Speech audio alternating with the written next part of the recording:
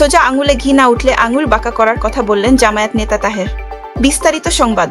জামায়াতে ইসলামীর নায়েবে আমির সৈয়দ আব্দুল্লাহ মোহাম্মদ তাহের বলেছেন, সরকার ফেব্রুয়ারিতে নির্বাচনের সময় ঘোষণা করেছে। ফেব্রুয়ারি কাছাকাছি চলে এসেছে, কিন্তু গণভোটের তারিখ ঘোষণা হচ্ছে না।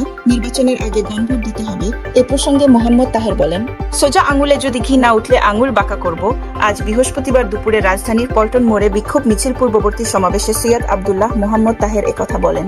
এর আগে অন্তর্বর্তী সরকারের প্রধান উপদেষ্টা অধ্যাপক মোহাম্মদ ইউনুসের কাছে জুলাই জাতীয় সনদ বাস্তবায়ন আদেশ জারি ও ওই আদেশের উপর নভেম্বর মাসের মধ্যেই গণভোট আয়োজন করা সহ 5 দফা দাবি আদায়ের লক্ষ্যে স্মারকলিপি প্রদানের কর্মসূচি ঘোষণা করে জামায়াত সহ আন্দোলনরত 8টি দল আজ বেলা 11টার দিকে দলগুলো আলাদা আলাদা মিছিল নিয়ে পল্টন মোড়ে এসে সমবেত হন। সমাবেশে সৈয়দ আব্দুল্লাহ মোহাম্মদ তাহের বলেন, নির্বাচনের আগে গণভোট হতে হবে।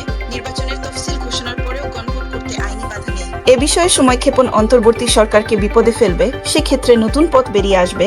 তাহের আরও বলেন, অনেকে গণভোটের ক্ষেত্রে খরচের কথা বলেন। একদিনে বাংলাদেশে যে পরিমাণ চাঁদাবাজি হয়, সেই টাকা দিয়ে একটা গণভোট করা যায়, তাই গণভোটে টাকার অভাব হবে না।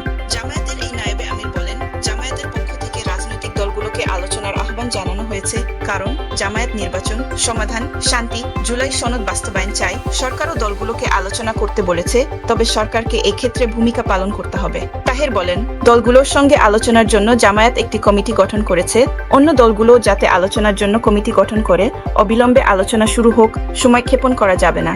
আলোচনার জন্য আজ বৃহস্পতিবার সকালে বিএনপি মহাসচিব মির্জা ফখরুল ইসলাম আলমগীরকে কল করেও পাননি বলে জানান সৈয়দ আব্দুল্লাহ মোহাম্মদ তাহের। তিনি বলেন, মির্জা ফখরুল ইসলাম আলমগীরকে আবারও কল করা হবে, তাকে অনুরোধ করা হবে বিএনপির পক্ষ থেকেও যাতে আলোচনায় অংশগ্রহণের সিদ্ধান্ত আসে। জামায়াত নেতা তাহের বলেন, আর হিংসা, রাজনৈতিক বিরোধ নয়, জাতি মনে করে মেজর দলগুলো বসে শুধু জুলাই সনদ নয়, আগামী নির্বাচন কিভাবে হবে